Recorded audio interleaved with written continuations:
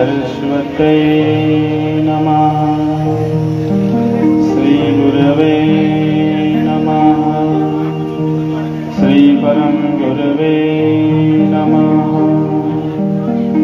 श्री परमेष्टि गुरवे नमः। श्री वेद पुरुषाय नमः। श्री मातृ पितृ चरण कमलेभ्यो नमः। श्री परमात्मने नमः। पुराण पुरुषोत्तमाय नमः। विष्णवे नमः।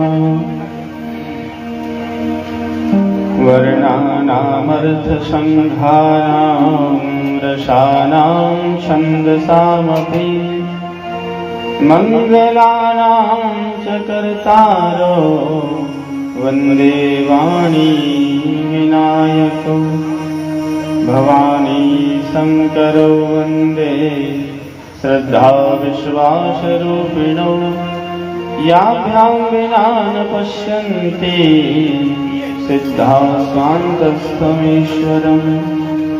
वन्दे बोधमयं नित्यं गुरुं शङ्कररूपिणम्।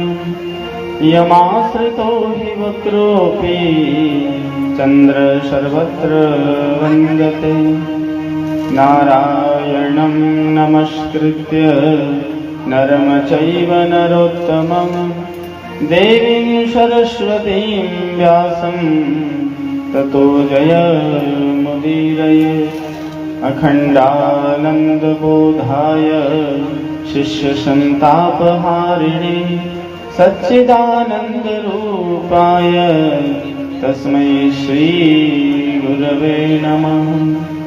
नीलाम्बुजश्यामलकोमलाङ्गं सीतासमारोपितवामभागं।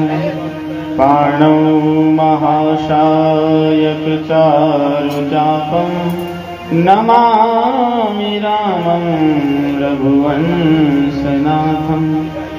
यत्र यत्र रघुनाथकीर्तनं तत्र तत्र कृतमस्तकाञ्जलिं।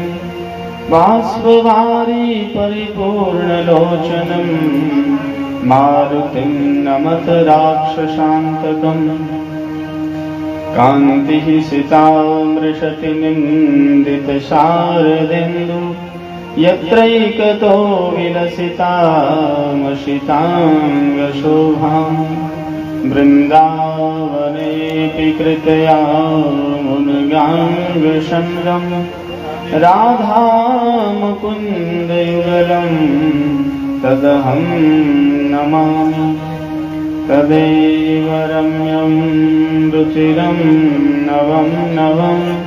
तदेव शश्वन् मनसो महोत्सवम्। तदेव शोकार्णवशोषणं नृणां। यदुत्तमश्लोकयशोऽनुगीयते। नमोऽस्तु ते व्यासविशालबुद्धे। फुल्लारविन्दायतपत्रनेत्रं। तेन त्वया भारततैलपूर्ण प्रज्वालितो ज्ञानमयप्रदीप। यं प्रव्रजन्तमनुपेतमपेत्यकृत्यं। द्वैपायनो विरहकातराजुहाव। पुत्रेति तन्मयतया तरवोऽभिनेदु। तं सर्वभूतहृदयं मुनिमानतोऽस्मि। जन्माद्यस्य यतोऽन्वयादितरतश्चार्थेष्वभिज्ञस्वराट्। तेने ब्रह्महृदाय आदिकवये मुह्यन्ति यत् सूरयः। तेजो वारिमृगां यथा विनिमयो यत्र त्रिसर्गो मृषा। धाम्ना स्वेन सदा निरस्तकुहकं सत्यं परं धीमहि। नमो भगवते तस्मै वासुदेवाय वेधसे वपुर्ज्ञानमयं सौम्या यन्मुखाम्बूरुहाशवम् आपदामपहर्तारं दातारं सर्वसम्पदां लोकाभिरामं श्रीरामं भूयो भूयो नमाम्यहम्। कृष्णाय वासुदेवाय हरये परमात्मने प्रणतक्लेशनाशाय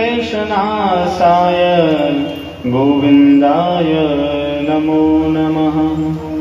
मूकं करोति वाचालं पङ्गुं लङ्घयते गिरिं यत्कृपातमहं वन्दे परमानन्दमाधवम्। कार्पण्यदोषोपहत स्वभाव पृच्छामि त्वां धर्मसम्मूढचेता यश्रेयशानिश्चितं ब्रूहि तन्मे शिष्यस्तेऽहं साधिमां त्वां प्रपन्नम्।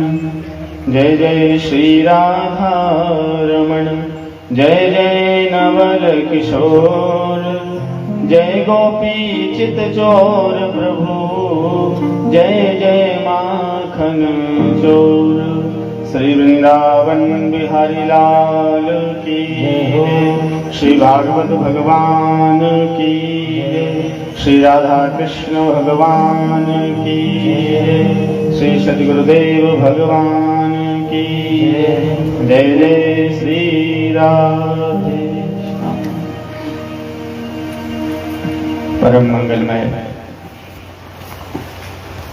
परम कारुणिक परम दया निधान दीन बंधु दीनानाथ भक्त वत्सल करुणा निधान परम मंगलमय परात्पर अखिलेश्वर अकारण करुणा वर्णालय भक्त वांछा कल्पतरु तड़िद्युत विनिंदक पीतांबरधारी भगवान बालकृष्ण लाल की वांगमयी प्रतिमूर्ति श्रीमद्भागवत महापुराण।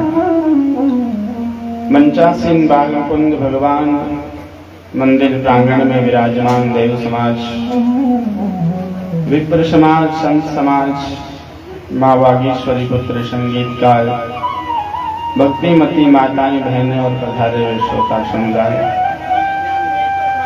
सबके अंतर हृदय में मंगलमय भगवान की पावन झांकी का दर्शन करते हुए व्यासपीठ से कोटि कोटि नमन वंदन।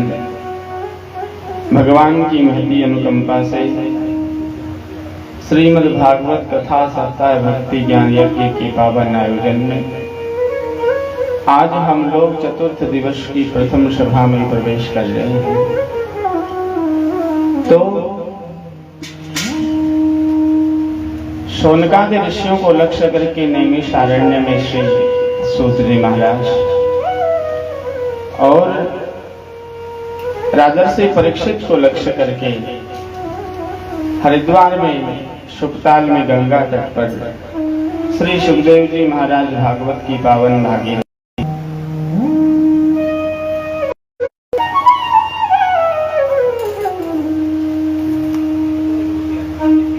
श्री राधे राधे गोविंद गोविंद राधे श्री राधे राधे गोविंद गोविंद राधे श्री राधे राधे गोविंद गोविंद राधे श्री राधे राधे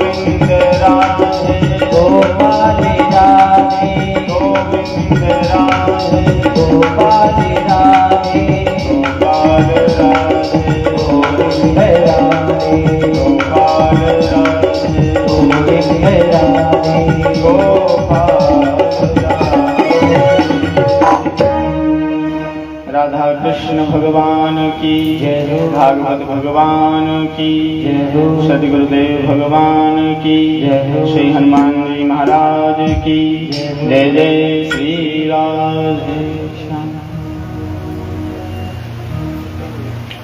कल सायंकालीन कथा पर कथा भजन क्षेत्र में राजर्षि परीक्षित को सुखदेव जी महाराज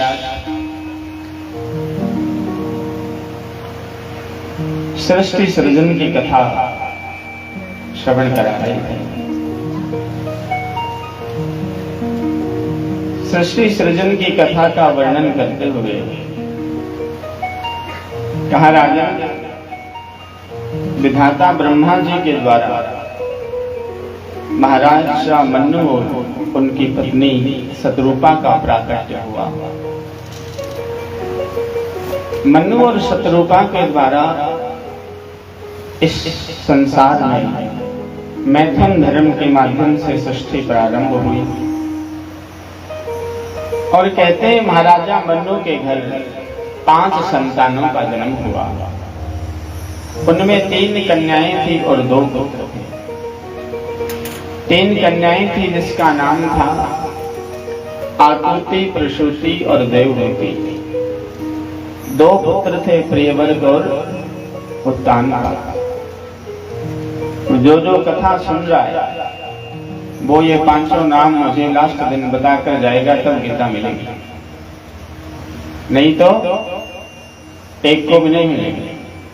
क्योंकि 50% तो सोने आते हैं, 40% भजन सुनने आते हैं, 5% देखने आते हैं। देख आओ कथा किसी को है, कथा में लड़ाई तो है, कथा तो कथा। तो जो वास्तव में श्रोता है वो ये 5 नाम बताकर जाएंगे, तब गीता लेंगे।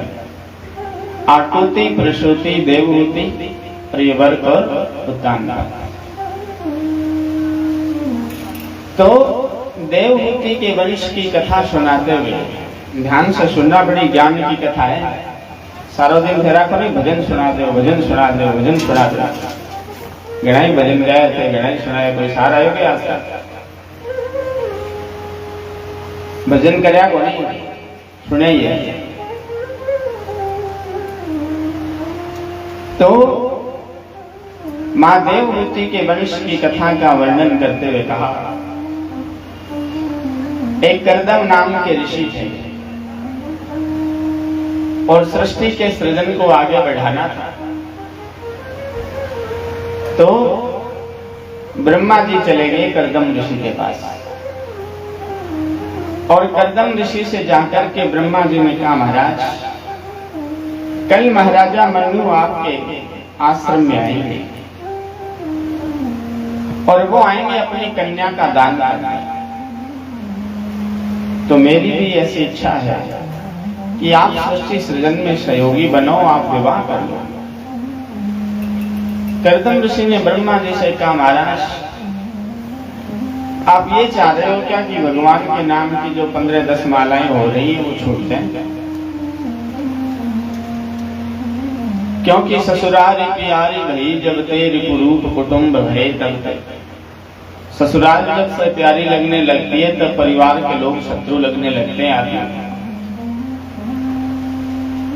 और महाराज जो थोड़ी बहुत भगवान के चरणों में, माता पिता के चरणों में श्रद्धा होती है, आस्था होती है, वो डोर श्रीमती जी के चरणों में बंध जाती है, आदमी रह खाली का खाली जाता है।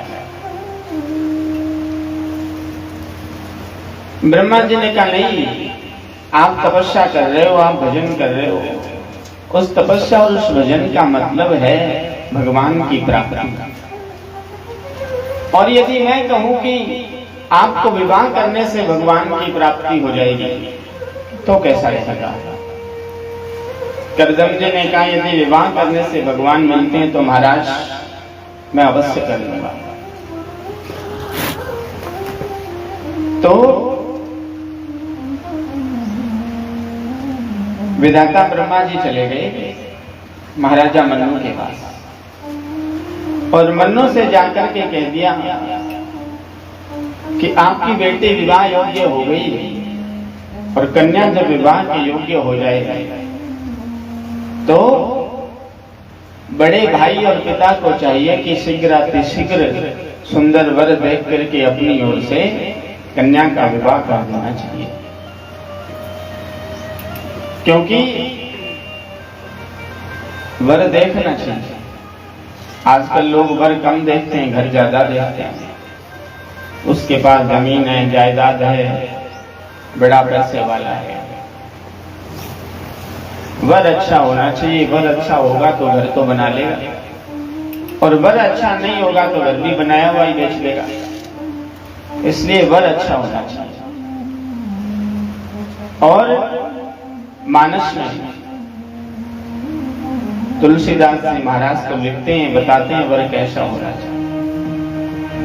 मनु जाहि राचेउ मिलहि सोवरु, सहज सुंदर सांवरो, करुणा निधान सुजान सीलु, सनेहु जानत रावरो, एहि भांति गौरी अशीष सुनि सिया, सहित हिया हरसियली, तुलसी भवानी पूजे पुनि पुनि, मुदित मन मंदिर चली।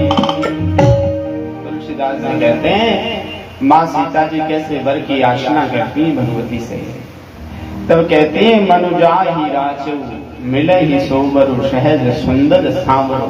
वर कैसा होना चाहिए? कन्या का वर मनुजाहि राचौ, मेरी इच्छा के अनुसार मुझे रखे।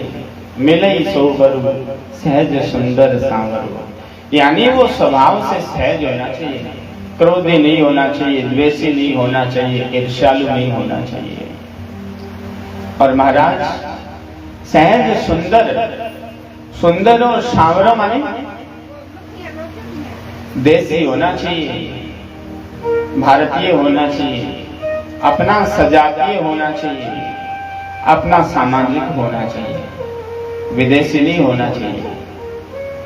करुणा निधान सुजान सीलु, सनेहु जानत रावरा, करुणा निधान होना चाहिए, सुजान होना चाहिए, शीलवान होना चाहिए।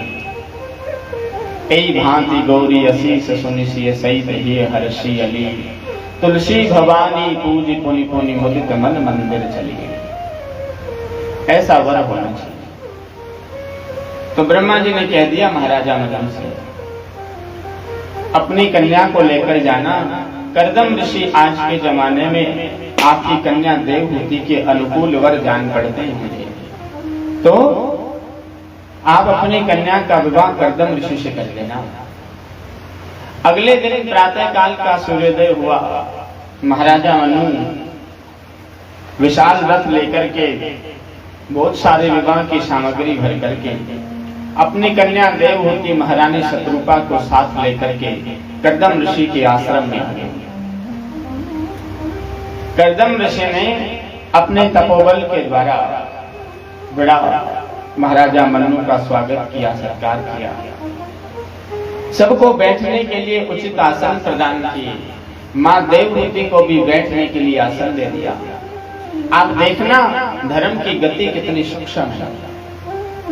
आदमी छोटी छोटी बातों में कैसे धर्म कर देता है, छोटी छोटी बातों में कैसे पाप कर देता है। तो कर्दम ऋषि ने मां देवहूति को बैठने के लिए आसन दे दिया। देवहूति मां ने मन में विचार किया, यदि मैं इस आसन पर बैठ गई तो पति के द्वारा सेवा हो जाएगी, और यदि इस आसन पर नहीं बैठी तो पति की आज्ञा का उल्लंघन हो जाएगा, पाप हो जाएगा, पतिव्रत धर्म में संकट पड़ जाएगा। मां देवहूति ने आसन पर अपना दाहिना हाथ रख दिया, स्वयं दूसरा आसन लेकर के बैठी। कर्दम ऋषि ने मन में विचार किया, कन्या वर्ण करने योग्य है, इतनी सूक्ष्म है धर्म की गति। अब आजकल तो लोगों से कहो कि पत्नी पतिव्रता होनी चाहिए, तो पहली बात तो लोग ये कहते हैं, उपदेश देते हैं, इनका काम ही उपदेश देना है, और कोई काम तो है दुनिया में। दूसरी बात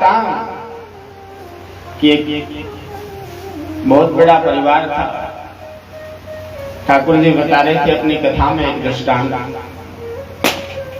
तो कहा कि मैं उनके घर गया तो पैंट कोट पहन करके एक व्यक्ति बर्तन साफ कर रहा था, गले में सोने की चैन थी, हाथों में 2-3 अंगूठियां थी, हाथ में सोने का कड़ा था। उन्होंने देखा, सोचा कि हे भगवान, इनका नौकर इतना अमीर है तो ये तो बड़े कितने पैसे वाले होंगे पता नहीं। तो वो जाकर के चाय पानी पीने के लिए बैठ गए, तो सेठानी जी से पूछ लिया, बहन जी आप नौकर को कितनी तनख्वाह देते हो? तो बहन जी बोली, शास्त्री जी नौकर तो आज आए को नहीं, आज तो घराड़ा याद है।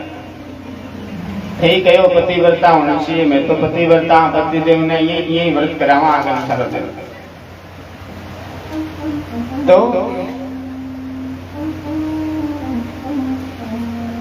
कर्दम ऋषि से महाराजा मन्नु ने कहा, विधाता ब्रह्मा का ऐसा आदेश है, मैं अपनी कन्या का विवाह आपसे करना चाहता हूँ।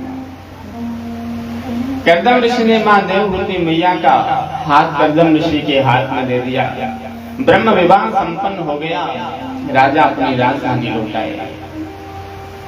अगले दिन का सूर्योदय हुआ, कर्दम ऋषि ने स्नान किया सरोवर में और जाकर के संध्याकालीन समय में समाधि में बैठे।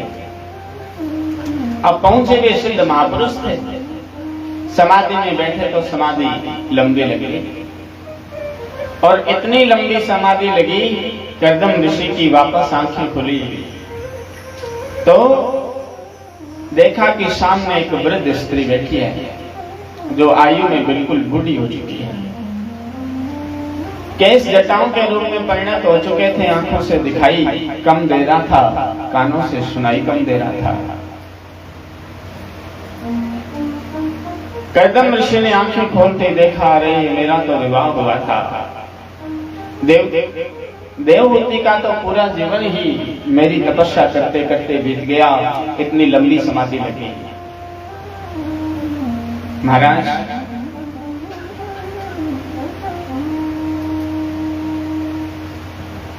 देवहूति मैया ने कर्दम ऋषि से हाथ जोड़ करके निवेदन कर दिया, महाराज आप जैसा परम पति पाकर के भी मैंने इंद्रिय सुख भोग की लालसा मन की मिटी नहीं।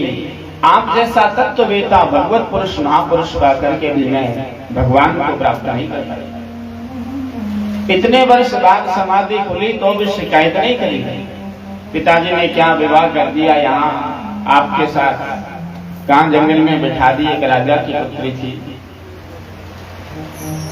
कर्दम ऋषि ने देवहूति से कहा, देवी अब तुम्हें घबराने की आवश्यकता नहीं है, क्योंकि परमात्मा स्वयं ही तेरे पुत्र बनकर के आने वाले हैं। और अपनी योग शक्ति के द्वारा कर्दम ऋषि ने एक सुंदर सरोवर का निर्माण किया। मां देवहूति ने स्नान करने के लिए सरोवर में प्रवेश किया, बाहर निकली तो स्वरूप अवस्था 16 वर्ष की हो गई थी। अनेक देवांगनाओं ने प्रकट होकर के अनेक उबटन लगाकर के स्नान कराया। दिव्य स्वरूप और 16 श्रृंगार धारण करके मां देवहूति प्रकट हो गई। कर्दम ऋषि ने अपने योग शक्ति के द्वारा कामक विमान का निर्माण किया। काम कहते हैं इच्छा अनुसार चलने वाला, इच्छा को, और गम धातु संस्कृत में जाने के अर्थ में आती है। इच्छा के अनुसार गमन करने वाले विमान को कामक विमान कहते हैं। ऐसे विमान का निर्माण किया।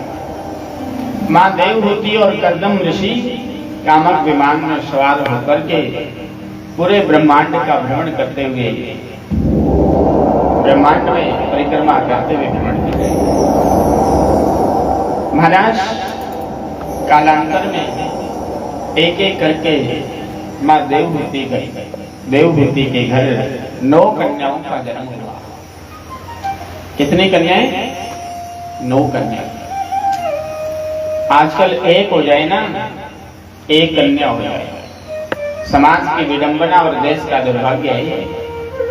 आजकल एक कन्या हो जाए, दादी जी से कोई पूछ ले, दादी जी मैं सुनो अरे के हो घर में, तो पोतो है जब तो दादी जी बड़ा राज्य है महाराज पोतो है आज खान बधाई दे, और घर में पोती हो जाए तो दादी जी के की होनी हमारे तो बड्डो हो।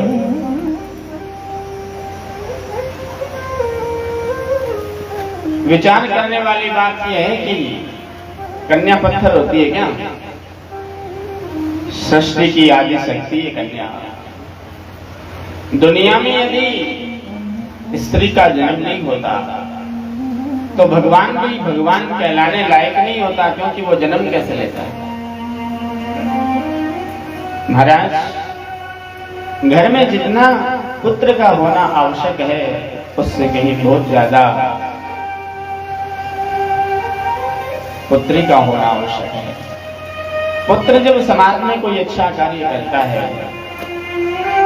तो एक कुल का नाम रोशन होता है, और पुत्री जब कोई अच्छा कार्य करती है पिता और ससुर 2 कुलों का नाम रोशन होता है।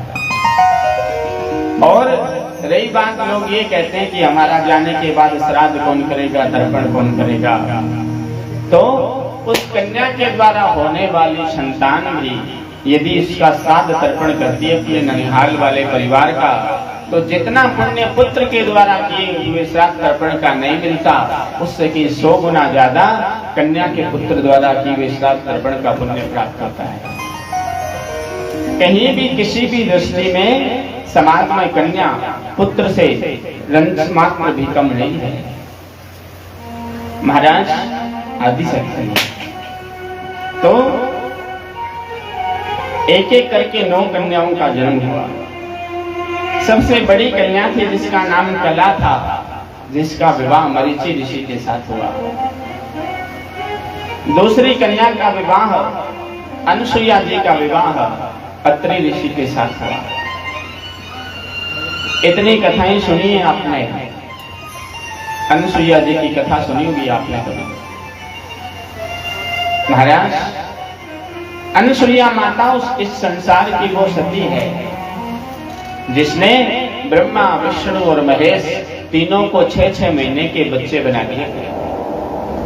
राजस्थान में एक भजन गाते हैं, धन्य सती अनुसुईया माता, धन्य पति उपदेश ने, 6-6 महीना का बालक कर दिया ब्रह्मा विष्णु महेश ने।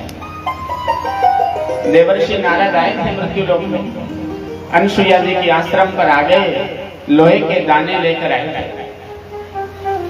माँ से आकर के कहा, माँ बड़ी जोर से भूख लगी है, कुछ खाने को तो दे दो। माँ ने कहा बैठो मैं व्यवस्था करती हूँ। नारद जी बोले नहीं, मेरे पास चने हैं, ये चने भूंज करके दे दो। वो लोहे के टुकड़े दे दिए। पतिव्रत धर्म का प्रताप ऐसा था, माँ ने तवे पर डाला, भूंजने के लिए लोहे के टुकड़े चने बने। नारद जी के हाथ में दिए, देखते ही रह गए। सीधे ब्रह्मलोक विष्णुलोक शिवलोक जाकर के माँ लक्ष्मी जी पार्वती जी ब्रह्मणी जी से कहा, बड़ी सती बनती फिरती हो, इस दुनिया में संसार की सबसे बड़ी सती तो अनुसुईया है। उसी का पतिव्रत शील भंग करने आए थे ब्रह्मा विष्णु महेश। निर्वस्त्र होकर के भोजन मांगा था, माँ ने कमंडल से जल लेकर के छींट दिया, 6-6 महीने के बच्चे बनाकर के पलने में जगा दिया। काफी समय बीत गया, वापस नहीं आए। सती जी ने, माँ पार्वती जी ने नारद जी से कहा, बाबा गए थे मृत्यु लोक, लौट कर नहीं आए। नारद जी बोले, बाबा क्या गए थे? ब्रह्मा विष्णु महेश तीनों ही गए थे। वहां तो कोई आश्रम तो मैं 2-4 बार जाकर के आ गया, कोई मिला नहीं। 3 छोटे छोटे बच्चे पलने में जरूर झूल रहे हैं। तीनों के तीनों अनुसुईया जी के आश्रम पर आई। उस दिन आश्रम में संयोग से भंडारा था। माँ लक्ष्मी जी आकर बोली, माँ अनुसुईया जी से, मैं लक्ष्मी हूँ, प्रणाम करती हूँ। अनुसुईया जी ने कहा, अभी बात करने को समय नहीं है, झाड़ू लगाओ, आश्रम में अतिथि बहुत आ रहे हैं। पार्वती जी ने कहा, अन्नपूर्णा पार्वती प्रणाम करती हूँ। माता जी ने कहा, समय नहीं है, एक बार भोजन बनाओ, अंदर चलो। ब्रह्माणी जी ने कहा मैं ब्रह्माणी हूँ। माता जी ने कहा अभी समय नहीं है बात करने को, बर्तन साफ करो, अतिथि बहुत आ रहे हैं, मेहमान आ रहे हैं, संत आ रहे हैं, भंडारा होता है। साक्षात आद्य शक्तियां, त्रिगुणात्मयी शक्ति, ब्रह्मा विष्णु महेश की शक्तियां माँ के आश्रम में आकर स्वयं कार्य करती है। इतनी बड़ी शक्ति थी अनुसुईया, जो कर्दम ऋषि की पुत्री थी। बताओ संसार में ऐसा कोई पुत्र हुआ हो तो मुझे आकर के बता देना, जिसने ब्रह्मा विष्णु महेश के साथ भी ऐसी घटना कर दी। सारा कार्य संपन्न हो गया तो काम, हमारे पतिदेव आए थे आश्रम। माता जी बोली मुझे तो पता नहीं, पल्ले में झूल रहे हैं, जिसका है वो ले जाओ।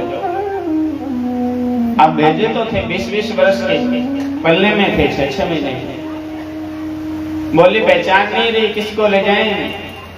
बदले में कोई दूसरा चला गया तो? माता जी बोली वो पता नहीं, भेजा आपने था तो जिम्मेवार आप। तीनों ने चरण वंदना करी, मां उसी स्वरूप में वापस कर दो। तब ब्रह्मा विष्णु बनाकर के तीनों को अपने धाम भेज दिया था। इतनी ताकत थी मां अनुसुईया की। श्रद्धा नाम की कन्या अंगिरा ऋषि को ब्याही गई। हवीरभूमि नाम की कन्या पुलस्त्य ऋषि को ब्याही गई।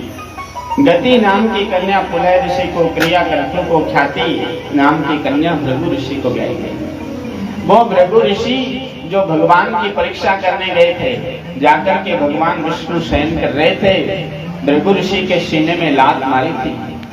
भगवान विष्णु के सीने में लात मारी थी भृगु ऋषि ने। इतने बड़े तपस्वी थे, भगवान विष्णु ने चरण पकड़ लिए थे, महाराज कहीं मेरी कठोर छाती से आपके कोमल पैर में चोट तो नहीं आ गया? वो ऋषि थे भृगु ऋषि। ऐसे ऐसे ऋषियों को ब्याही गई।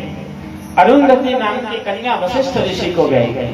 वो वशिष्ठ ऋषि जिनके पुत्रों की 100 पुत्रों की हत्या कर दी थी विश्वामित्र जी ने, उसके बाद भी मां अरुंधति को बैठ करके आश्रम में बता रहे थे, देवी हमारे देश का कितना बड़ा सौभाग्य है, हमारे देश में विश्वामित्र जैसा तपस्वी हुआ है।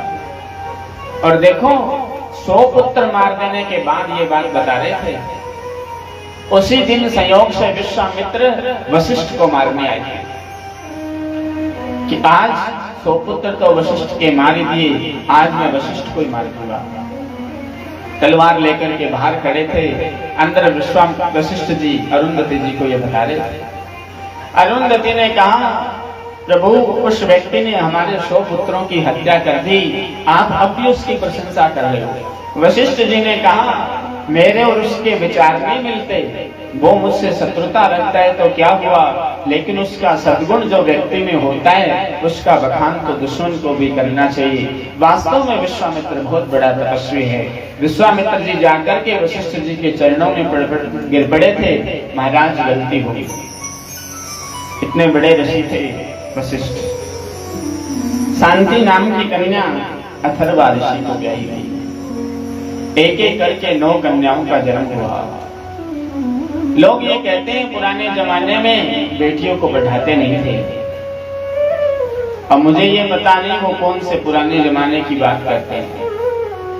वेद के अंदर, वेद की ऋचाओं में तो बड़ा गार्गी, मदालसा, मैत्रेयी का बहुत वर्णन आता है, लोपामुद्रा का वर्णन आता है। महाराज ऐसी ऐसी विदुषी महिलाएं हुई वैदिक काल में कि बड़े बड़े विद्वानों को शास्त्रार्थ में परास्त कर दिया करती थी।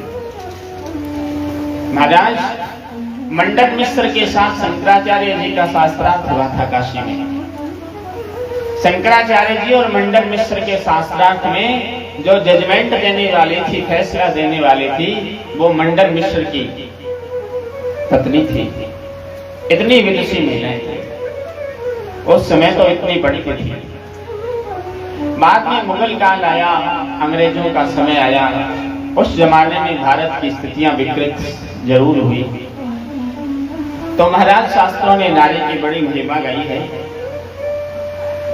10वीं संतान के रूप में मां देवहूति के घर कपिलदेव भगवान का अवतार हुआ। और महाराज कर्दम ऋषि ने मां देवहूति से कहा,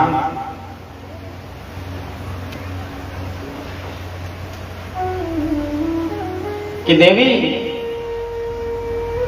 भगवान को प्राप्त करने के लिए ही तो मैं तपस्या कर रहा था, अब इनका प्राकट्य हो ही गया।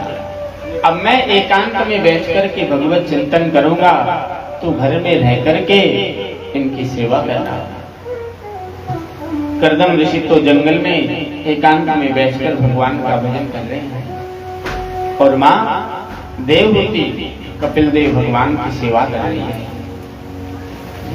महाराज रोज भगवान को स्नान करा देती, रोज श्रृंगार कर देती, तिलक लगा देती। एक दिन विधाता ब्रह्मा जी के वचन याद आ गए माँ देवहूति को। माँ के मन में विचार आया, मैं जिनको रोज सजाती हूँ संवारती हूँ वो तो मेरे घर साक्षात भगवान है। तो उस दिन कपिल देव भगवान की अवस्था 5 वर्ष की हुई थी। माँ देवहूति ने 5 वर्ष की अवस्था में कपिल देव भगवान को सुंदर व्यास मंच बनाकर के छोटी सी चौकी पर बिठा दिया, तिलक कर दिया। और तिलक करके माँ देवहूति ने कपिल देव भगवान से पूछ लिया। कपिल देव भगवान ने कहा, माँ आज तो उल्टी गंगा क्यों बहा रही है? रोज तो मैं तुझे प्रणाम करता हूँ क्योंकि तू मेरी माँ है, आज तो मुझे प्रणाम कर रही है, ये उल्टा काम क्यों कर रही है? मैं तो तेरा पुत्र हूँ। देवहूति माँ कपिल देव भगवान से बोली, प्रभु ये जो मैं आज कर रही हूँ ये मुझे बहुत पहले करना चाहिए था, क्योंकि आप कोई साधारण पुत्र नहीं हो, आप साक्षात ब्रह्म हो, आप भगवान हो, आप मुझे मुक्ति करने आए हो।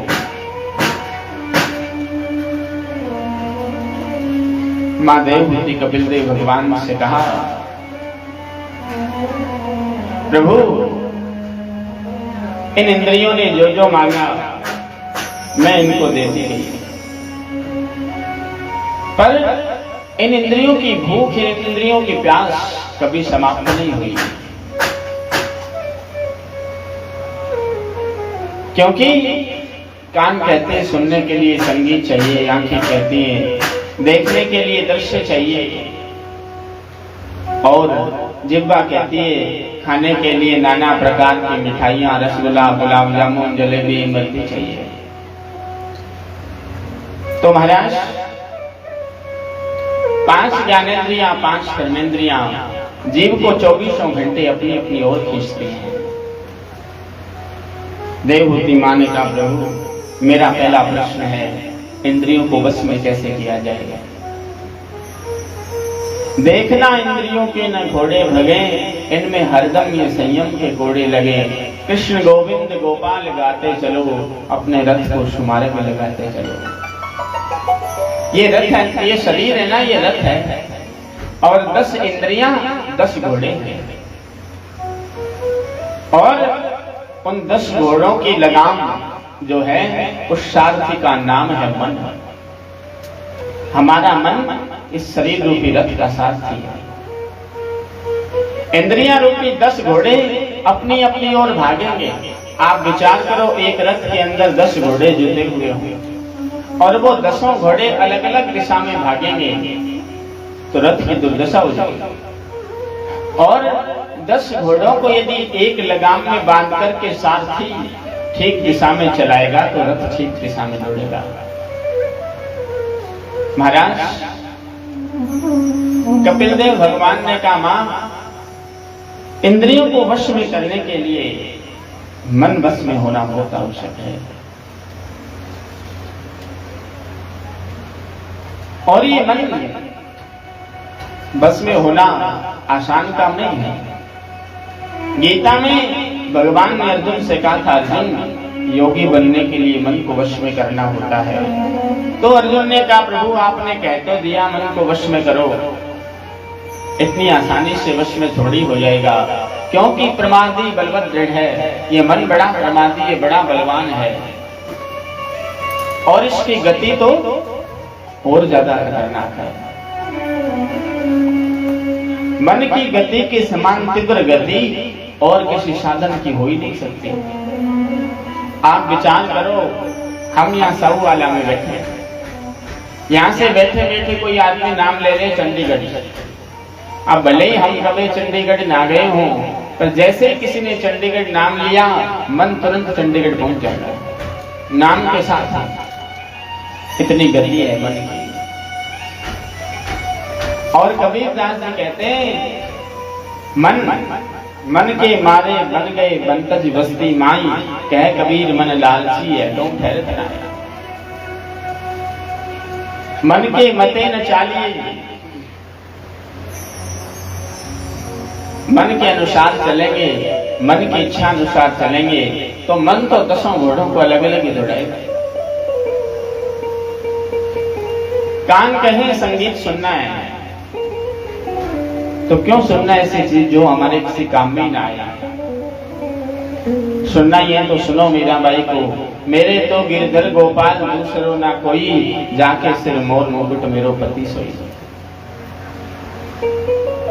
आंखें कहीं देखने के लिए दृश्य चाहिए तो फिर देखो भगवान की दिव्य झांकियां। इन आंखों को सुरमे से काजल से सजाने से सजने वाली नहीं है।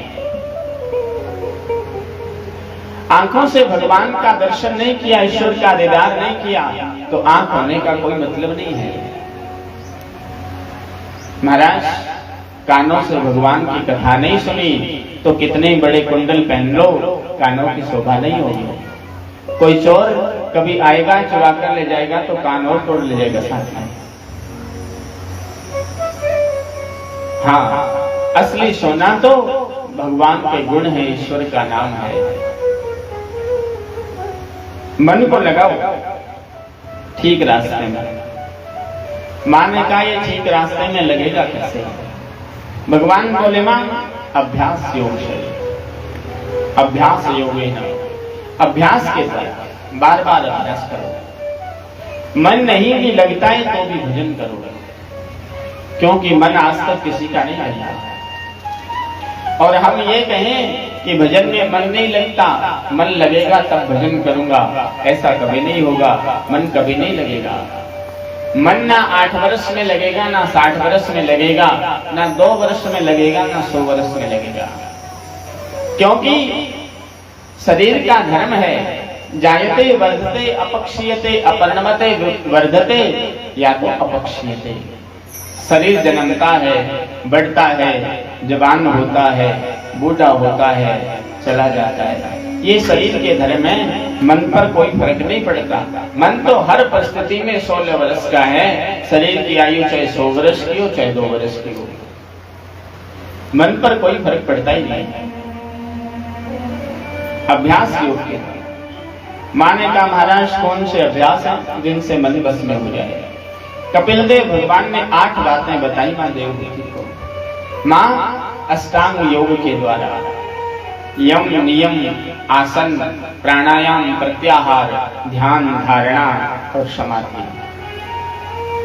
यम का मतलब है अपने जीवन में बड़े संयम पूर्वक जीना। जीवन में अस्तेय का, किसी की चुगली करने से, निंदा करने से बचना। कोई किसी की प्रशंसा करे तो उस पर ज्यादा मोह नहीं करना। ये यम के लक्षण है, नियम के लक्षण है। जीवन में नियम पूर्वक जीवन जीना, ब्रह्मचर्य से रहना, प्रातः काल ब्रह्म मुहूर्त में 4 बजे उठना, समय के अनुसार शयन करना, समय के अनुसार उठना, समय अनुसार भोजन करना, जिससे मन में विकृतियां ना आए। और यम नियम आसन। आसन तो मैंने कल आपको बताया ही था। एक व्यक्ति को एक आसन पर 3 से 4 घंटे बैठने की आदत होनी चाहिए। प्राणायाम, प्राणायाम भी बताया था, श्वास पर विजय प्राप्त करना। प्रत्याहार, ध्यान, भगवान का सूक्ष्म स्वरूप का, स्थूल स्वरूप का, विराट स्वरूप का ध्यान करना। और समाधि, धीरे धीरे ऐसी अवस्था आएगी करते करते कि मन अपने आप रुकने लग जाएगा। क्योंकि करत करत अभ्यास के जड़मति होत सुजान, रसरी आवत जाते शिल्पर पर दर्शान। पुराने जमाने में कुएं से लोग पानी निकालते थे, तो कुएं के किनारे पर एक पत्थर लगा होता था। कितने सूक्ष्म तंतुओं से एक रस्सी बनी होती है सूत की। वो सूत से बनी हुई रस्सी कुएं में जाती थी, आती थी, बाहर निकलते हुए, अंदर जाते हुए, उस पत्थर से टकरा कर के अंदर जाती थी, बाहर आती थी। एक दिन वो कोमल रस्सी कठोर पत्थर को काट देती है। तो ये मन भी उसी तरह है, बार बार अभ्यास करने से चीजें अभ्यास में आएंगी, और अभ्यास से बड़ा मूर्ख भी विद्वान हो सकता है। अभ्यास से सारी चीजें संभव है। तो मन का भटकाव खत्म होगा भगवान के चरणों में लगने से। मां ने कहा, महाराज भगवान के चरणों में लगेगा कैसे? कपिल देव भगवान कहते हैं, मां ये मन बंधन और मनि मुक्ति का कारण है। मां ने पूछा था, बंधन किसका होता है, मोक्ष किसका होता है? शरीर का, मन का, आत्मा का। कपिल देव भगवान कहते हैं, मां इस शरीर का बंधन और मोक्ष समझना ही ना समझिए, क्योंकि ये शरीर तो हकीकत में मरण धर्मा है। मरण धर्मा का मतलब है मरना ही जिसका धर्म है। इसका ना बंधन होता है ना मोक्ष होता है। शरीर की 3 ही गतियां होती है, क्रमी बिट भस्म संज्ञानतम, यानी इसको जमीन में गाड़ देंगे मरने के बाद, तो ये शरीर कीड़े बन जाएगा जमीन में, और ऐसे ही कहीं डाल दिया जाएगा जंगल में, तो जंगल के पशु पक्षी खाकर के विष्ठा कर देंगे। और भस्म, इसको यदि जला दिया जाएगा तो जल करके 2 मुट्ठी राख हो जाएगा। 3 के अलावा इस शरीर की चौथी गति नहीं होती, शरीर की 3 ही गतियां होती हैं। और रही बात आत्मा, कपिल देव भगवान कहते हैं, मां आत्मा न जजान न मरिष्यति नैवेतेषु, आत्मा ना मरती है ना जन्मती है, फिर आत्मा का ना बंधन ना मोक्ष। आत्मा तो एक लाइट है, एक प्रकाश पड़ रहा है। तार के अंदर बिजली का तार जाता है ऊपर से, उस बिजली के तार में लाइट होती है, पर आज तक हमने देखी नहीं लाइट होती कैसी है, जबकि लाइट तार में होती है। और बड़ी बात यह है, उस लाइट का हमारे से प्रत्यक्ष साक्षात्कार कब होता है? जब वो लाइट का तार ट्रांसमीटर के द्वारा अपने घर के मीटर से कनेक्टेड होकर के अपने घर के कमरे में लगे स्विच से कनेक्शन हो जाता है। तब वो स्विच बंद करते हैं, तब बल्ब जग जाता है, तब हमें पता चलता है कि इसमें लाइट है। बल्ब जलने से पहले भी लाइट थी तार में, बल्ब जल रहा है तो भी लाइट है, पर आज तक किसी ने देखी नहीं। यही आत्मा का हाल है। कपिल देव भगवान सांख्य में मां देवहूति से कहते हैं, मां आत्मा कितनी बड़ी होती है तुम्हें पता है? बालाग्र शत भागे न शतधा कल्पितस्य यत्। बाल का अग्र भाग जो होता है, जिसको हम कीनी या एनी कहते हैं, उसके 100 टुकड़े करने के बाद एक टुकड़ा शेष बचे, उसके फिर से 100 टुकड़े करने के बाद जो एक टुकड़ा शेष बचता है, इतनी बड़ी होती है आत्मा। यानी आंखों से तो दूर की बात है, उसको दूरबीन से भी देखा जाना संभव नहीं है, क्योंकि आंखों से जो वस्तु हमें दिखाई देती है उसको अंतिम वस्तु को त्रिश्रेणु कहते हैं। छोटी से छोटी वस्तु जो आंखें देख सकती है उसको त्रिश्रेणु कहते हैं। ये विज्ञान की बात है, शास्त्रों में भागवत में लिखी है।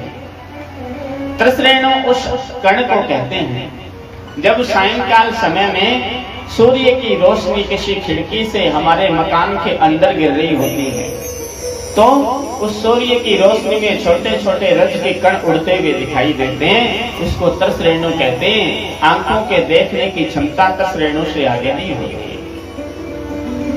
और उस त्रिश्रेणु के 4 टुकड़े करने के बाद जो एक टुकड़ा बचता है उसको अणु कहते हैं, और अणु के 2 टुकड़े करने के बाद एक टुकड़ा शेष बचता है, उसको परमाणु कहते हैं। और शायद परमाणु के भी बहुत सारे टुकड़े कर देने के बाद एक टुकड़ा शेष बचता है, उसे आत्मा कहते हैं।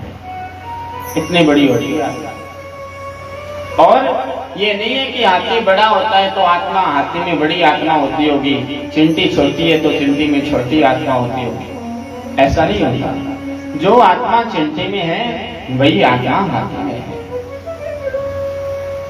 मां ने कहा भगवान आपने तो बड़ा क्लिष्ट विषय बता दिया। भगवान बोले बिल्कुल भी क्लिष्ट नहीं है मां, हमें इन झंझट में पड़ना ही क्यों। आत्मा मन बुद्धि चित्त अहंकार शरीर इनके चक्कर में पड़ना ही नहीं है। अपने को तो एक धारणा बनानी है, ये न केन प्रकारेण भगवान का भजन करना है। भगवान व्यास का भी यही लक्ष्य था, तस्मात् केनाप्युपायेन मनः कृष्णे निवेशय। किसी भी प्रकार से जीव का मन भगवान के चरणों में लगे। मां ने कहा लेकिन लगेगा कैसे? कपिल देव भगवान बोले मां इसके लिए आदमी को सबसे पहले अपने विचार शुद्ध करने होते हैं।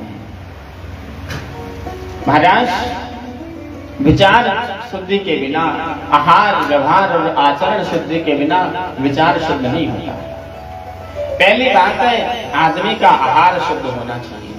हमें घर में वो भोजन बनाना चाहिए जो भगवान को भोग लग सके। ऐसी वस्तु जो भगवान को भोग नहीं लगाई जा सके ऐसा भोजन घर में बनना ही नहीं चाहिए। इसे कहते हैं आहार शुद्धि। और महाभारत में लिखा है आहार शुद्धो सत्व शुद्धि सत्व शुद्धो ध्रुवा स्मृति। आहार शुद्धि होने से सत्व की शुद्धि होती है और व्यवहार शुद्ध होना चाहिए।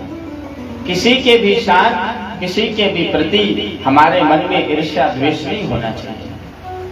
कपिल देव भगवान कहते हैं मां आदमी रोज मंदिर जाता है भगवान के दर्शन करने। देखो भगवान की मूर्ति पत्थर की बनी होती है।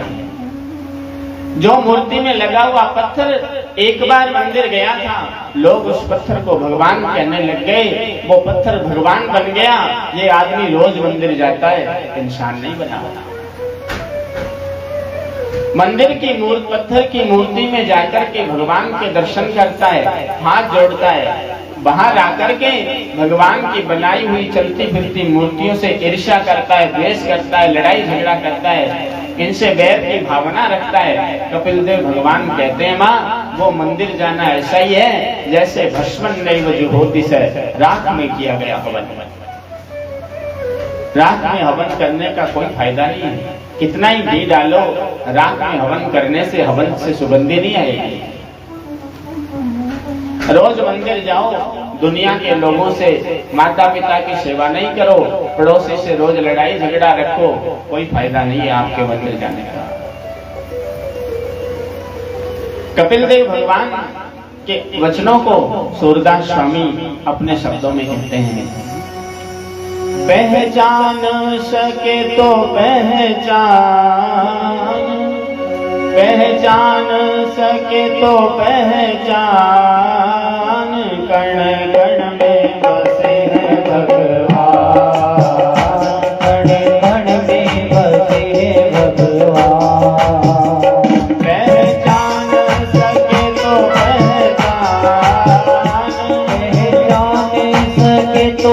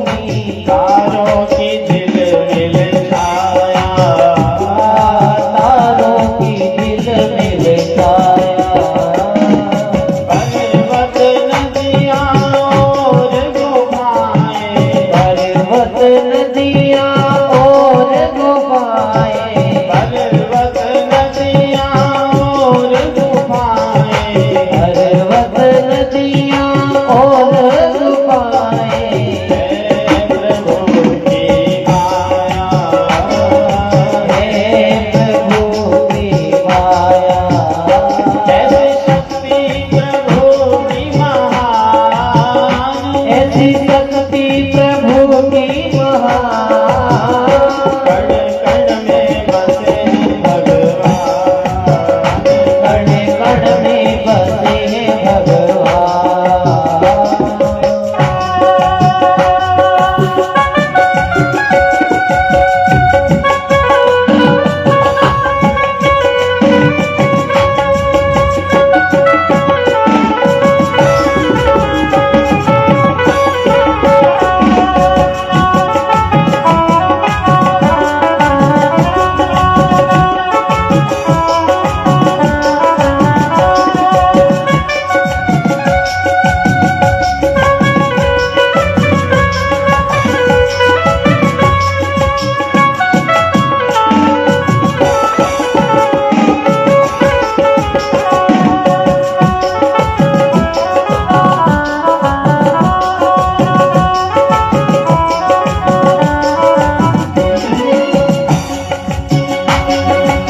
जन्म से पहले जीव मात्र का, जन्म से पहले जीव मात्र का, जन्म से पहले जीव मात्र का, जन्म से पहले जीव मात्र का, एक वही रखवाला, एक वही रखवाला, एक वही रखवाला, एक वही रखवाला, हाड मांस और रुधिर बीच में, हाड मांस और रुधिर बीच में, हाड मांस और रुधिर बीच में, हाड मांस और रुधिर बीच में, खुद खुद की है धारा, सुध बुध की है धारा, ऐसा माता ने दिया वरदान, ऐसा दाता ने दिया वरदान, कण कण में बसे भगवान, कण कण में बसे हैं भगवान। पहचाने सके तो पहचान, पहचाने सके तो पहचान, कण कण में बसे हैं भगवान, कण कण में बसे हैं भगवान।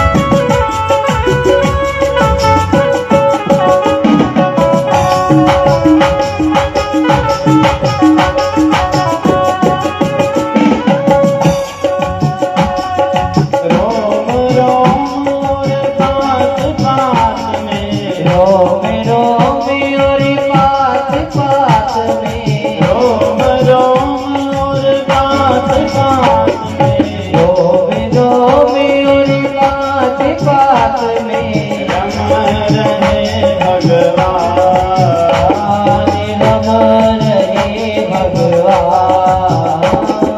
सूरदास प्रभु तेरी महिमा, सूरदास प्रभु तेरी महिमा, सूरदास प्रभु तेरी महिमा, सूरदास प्रभु तेरी महिमा, कैसे करूँ मैं बता,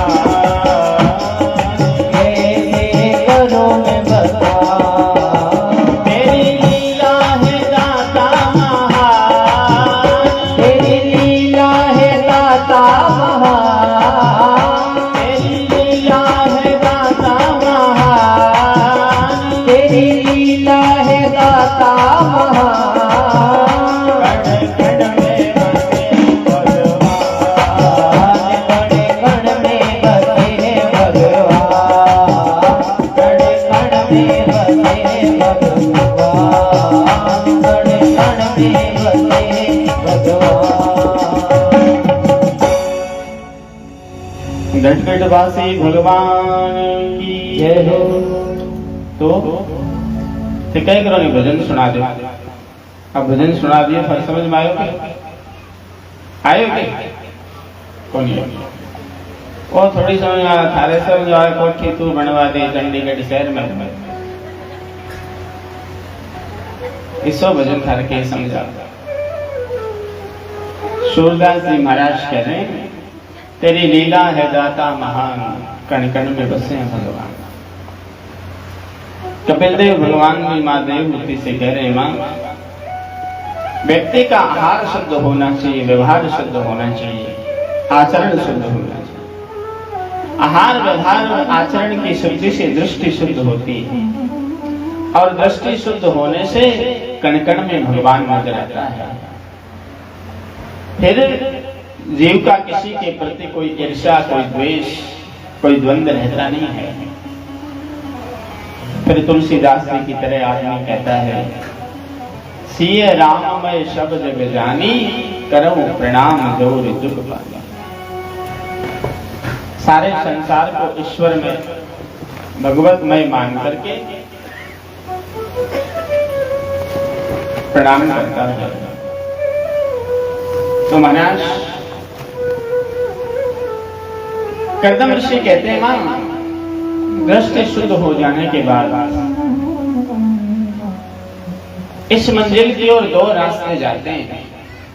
एक को कहते हैं भक्ति का रास्ता और दूसरे को कहते हैं ज्ञान का रास्ता।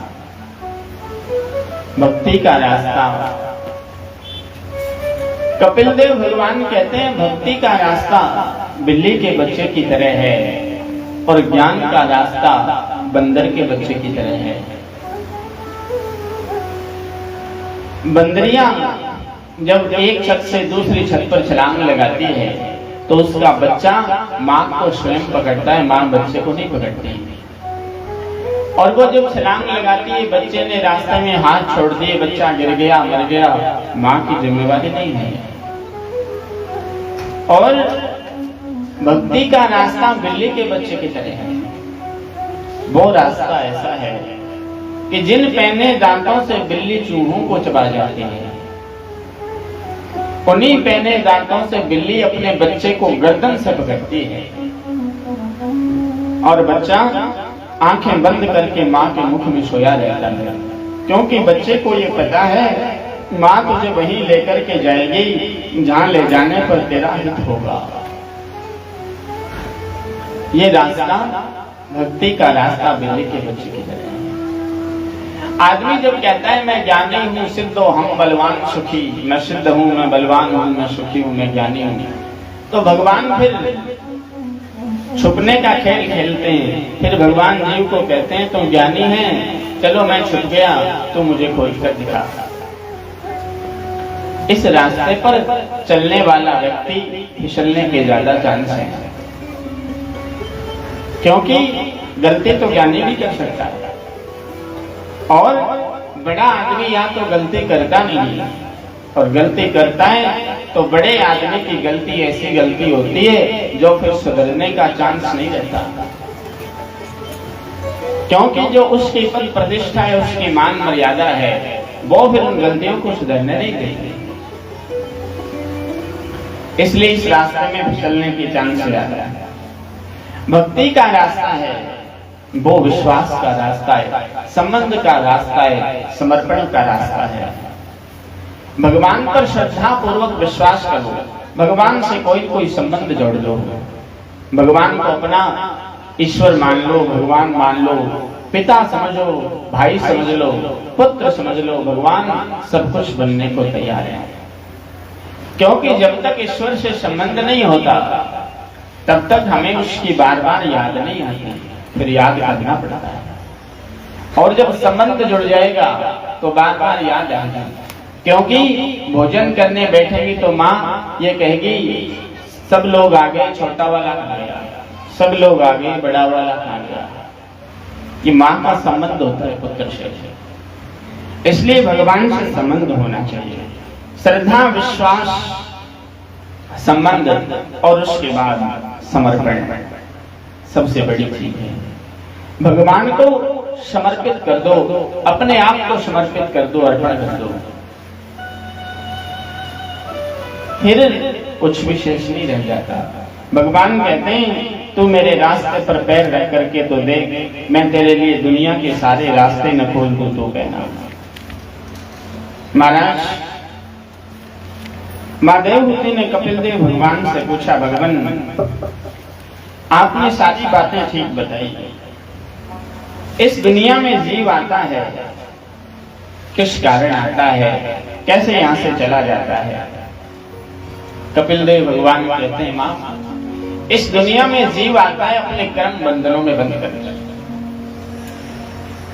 कहा कि आकाश में अनंत प्रकार की आत्माएं, बड़े बड़े दिव्य महापुरुषों की आत्माएं भ्रमण कर रही होती हैं कि उनको कोई अच्छे माता पिता मिल जाएं तो हम भी धरातल पर चले जाएंगे। वो इस प्रतीक्षा में रहते हैं, पर कोई आचरण पुनीत माता पिता मिलना चाहिए। कहते हैं वर्षा की धाराओं के साथ वो सारी आत्माएं, दिव्य आत्माएं धरातल पर आती हैं। और बड़ी मनोविज्ञान की बातें, आजकल बच्चे मनोविज्ञान पढ़ते हैं, किसी भी कंपटीशन के पेपर में मनोविज्ञान जरूर आता है, और यही आता है जो मैं आपको बता रहा हूं। हर पेपर में 4-5 प्रश्न मनोविज्ञान की यहीं से उठते हैं, जिसको आजकल बच्चे साइकोलॉजी कहते हैं, पेडालॉजी। वर्षा की धाराओं के साथ जीव धरातल पर रहता है और फिर धरती से वर्षा जल का आश्रय लेकर के वो अन्न में प्रवेश करता है, जो वनस्पति निकलती है धरातल से। अन्न में प्रवेश करके फिर उस अन्न को जो पुरुष खाता है तो वो पिता के पुंसय रहता कण का आश्रय लेकर के जीव मां के गर्भ में आता है। मनोविज्ञान तो यहाँ से बताता है नहीं, यहाँ से तो कपिल देव भगवान बता रहे हैं। मनोविज्ञान तो यहाँ से बताता है कि बच्चे का मां के गर्भ में निर्माण सिर से पैर की ओर होता है। मनोविज्ञान यहाँ से शुरू होता है, शास्त्र वहां से शुरू होते हैं। सिर से पैर तो बहुत बात की बात है, पीछे सिर से पैर आ कहां से रहा है।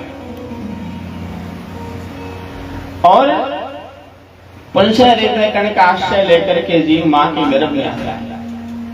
तो चिंतन करना हमारी गर्भ में स्थिति कैसी थी, कपिल देव भगवान बता रहे हैं मां देवहूति को कि मां कर्मणा देव नेत्रेण जंतुर देहोपपत्तये स्त्रियः प्रविष्ट उदरम पुंसो हृदय कणाश्रय।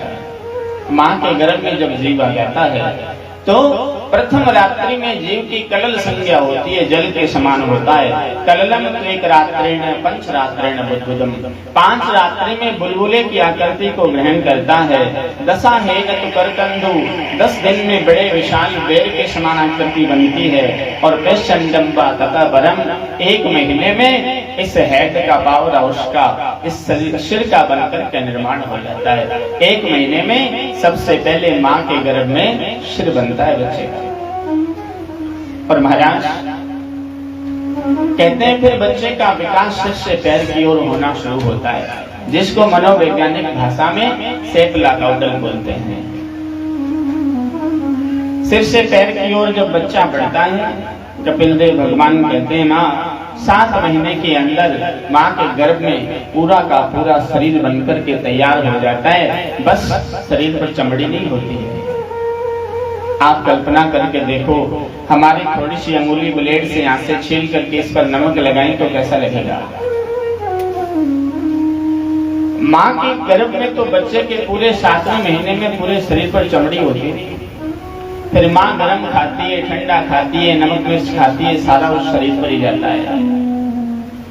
इसलिए बच्चा जब गर्भ में हो तो मां को बड़ा संयम पूर्वक रहना चाहिए, मां को बड़ा सात्विक भोजन करना चाहिए। मां की मनस्थिति का बच्चे के जीवन में बहुत प्रभाव पड़ता है। गर्भ में जब बच्चा हो तो ज्यादा से ज्यादा मां को भजन करना चाहिए। संत जन कहते हैं जननी जने तो संत जन कह दाता के सूर, नहीं तो रह जा बांधड़ी क्यों गवावे। महाराज जैसे मां कयाधु ने प्रहलाद भगत को दिया है, जैसे मां सुनीति ने ध्रुव जी महाराज को जन्म दिया।